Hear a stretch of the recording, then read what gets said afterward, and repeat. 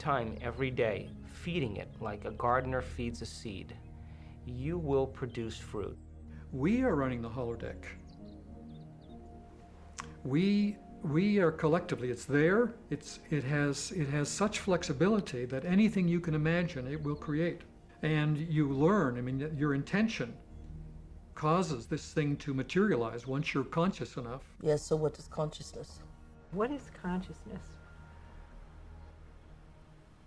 Well, consciousness is a very difficult thing to define. What is consciousness? Where does it come from? People have been trying to explain consciousness and try to figure out what exactly it is, what it means for us as human beings, why we even have it.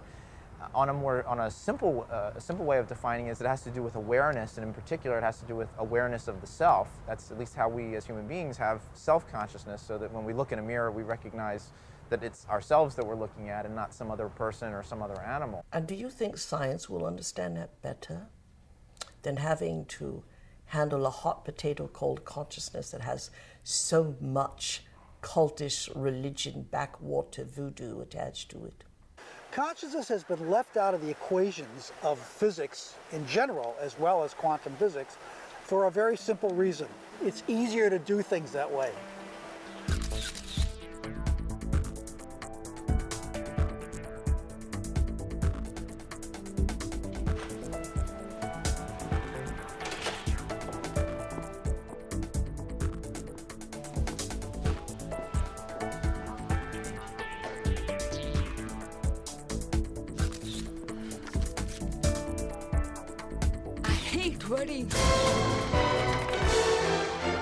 Awake. Come on, blink. This is a good assignment, if you'd see it that way. What to see? I do. They did. Oh, God, Amanda. I mean, you live in your past. I mean, everything with you is about what happened. You hate churches, you hate weddings, you hate guys. Consciousness, we have great trouble defining it. To me, consciousness is a byproduct of spirit entering dense matter. But we have a long, long way to grow before we get to the stage where it is meaningful for us to ask the question, will we know God? Most people think of God as that great figure in the sky with the white beard who's scrutinizing the human race from above. They see us here on earth as in some form of neutral testing ground, where we're placed by God for a period, and God watches from above, registering the scores on his laptop as to whether we perform according to his designs or whether we're offending him, as it's put. An absolutely outrageous idea. How could we offend God, the type of God that people believe in? How could it matter so much to him? How could it, above all, matter that he would find it so serious a situation that he could condemn us to an eternity of suffering? These are bizarre ideas, but obviously they have a great hold on the fears and the limitations and the insecurities of people, which is why religion can play so effectively, whether deliberately or otherwise, on those insecurities. People fall into line very readily when they're threatened by these cosmic sentences of everlasting punishment. How in the Ten Commandments could we have possibly created a mind that could transcend space and time? No, we're too busy keeping our emotions in check to ever dream of infinite possibilities. And maybe that is the ultimate conspiracy. Even though a given person may have long ago thrown off the trappings of religion, they still live in the religious mold, and they don't even know it. But their whole conception of how reality works is all something that has been molded by religion. So until you get that out of your system, you can't ever make a go of an evolutionary perspective. One of the problems with organized religions is that there is this sense of separateness, that it's only good to be a Protestant, or that people who are Catholics are the only people who know the way. And I think now our current understanding of of quantum physics is this understanding of complete unity, and so that we have to derive our spirituality from a sense of unity.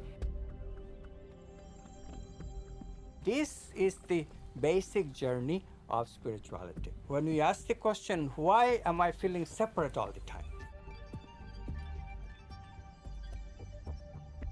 Speaking of God always conjures up the idea of the old guy with the white beard in the cloud, judging, observing, punishing, rewarding, or giving commands.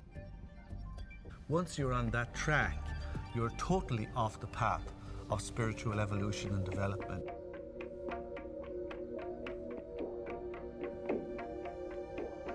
The great appeal of all to people who don't want to grow up, but want the great parent in the skies looking after them, is to ask Jesus to do it for me. If only I place my trust in Jesus, He will save me from my sins and look after me, and all will be well. Well, Jesus cannot eat my lunch for me, and Jesus cannot be born for me, and neither can Jesus save me. Because what we're talking about in this, in real terms, is not being saved by anyone, God or otherwise. We are talking about a personal evolution.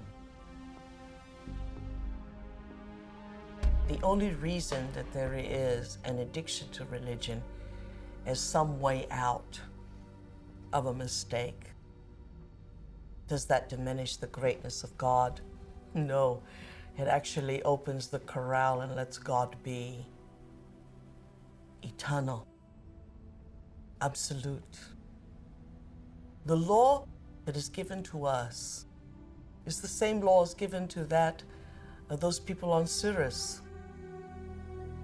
They're given to us by the people in the Rose universe or the I universe. You know, and your Hubble telescope has finally seen galaxies of immeasurable beauty, that in our heart and in our mind we long to engage. It's exciting to meet beings of greater mind or lesser mind. And where does it end? It doesn't end. It doesn't end. We do not want to accept responsibility. We do not want to accept our greatness. So it's very easy for any system of thought, religious or otherwise, that comes along. It's very easy to play on that, to play on our insecurities, to assure us all is well, we'll all be taken care of. We lap that up. So don't blame religion. Blame our own insecurities, which has allowed religion to flourish and which has allowed so many systems of thought that are disempowering to flourish throughout human history. That's why we can't get out of it.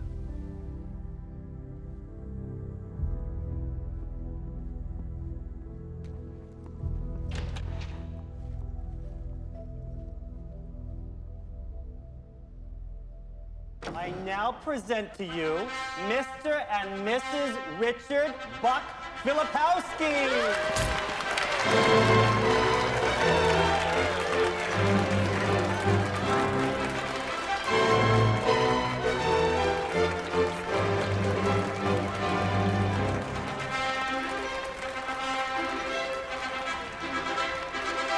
Experiencing something in the present day that is a trigger to something that is very emotionally charged for us. So now we have become even more disconnected from the reality of what actually is.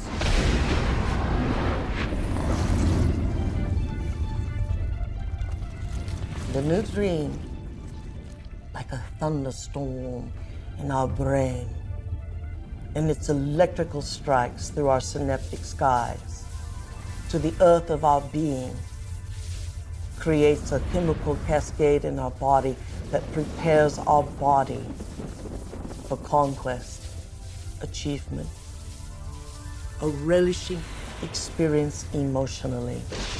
But we would have no conquest.